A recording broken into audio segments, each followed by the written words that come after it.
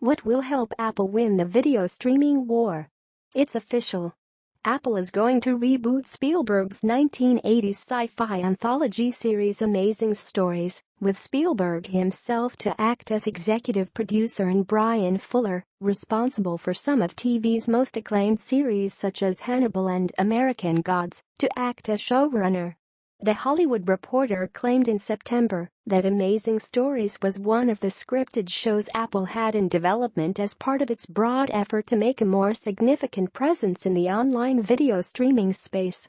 As the Wall Street Journal confirms, the Cupertino, California-based tech firm has signed a content deal with Spielberg to create 10 episodes of the show, with an alleged budget of $5 million for each one. That means Apple is investing $50 million to create the whole series, but as Macworld opines, that's just a drop in the bucket for the company, especially against its reported $1 billion investment budget for original content. That's far less than Netflix's $7 billion, but certainly enough to kickstart an original lineup. Apple is developing many original shows. Apple TV's executives are on the prowl for more original shows. As The Hollywood Reporter suggests, Apple tried to bid for producer Ryan Murphy's new series Ratched, but it ultimately went to Netflix. The company also approached high-profile producers and showrunners whose work it appreciates. Apple has the money, but it should be clear by now that it's not all about money.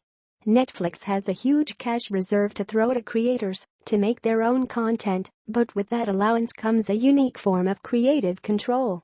Netflix famously provides showrunners near unlimited freedom to create, and that is the kind of ethos that has brought audiences unique shows such as SANSC8, BoJack Horseman, Big Mouth, and many more that would probably not have been approved if they were pitched to networks instead. What does it mean to be an Apple show? Said the head of a talent agency, according to The Hollywood Reporter. Apple is one of the most successful tech firms in the world. That's been its identity since generations ago. But what kind of TV company is it? Will it be like Netflix in terms of giving creators freedom to control their projects, or will it annoyingly meddle with showrunners like network television often does? Also, there's the question of availability.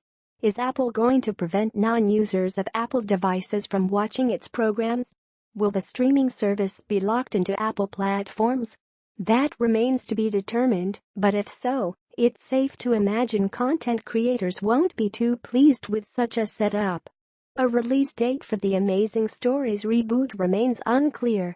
Also unclear is how Apple plans to deliver the show to audiences. But one thing is for sure, Amazing Stories is just one of the many programs Apple is planning to include in its lineup.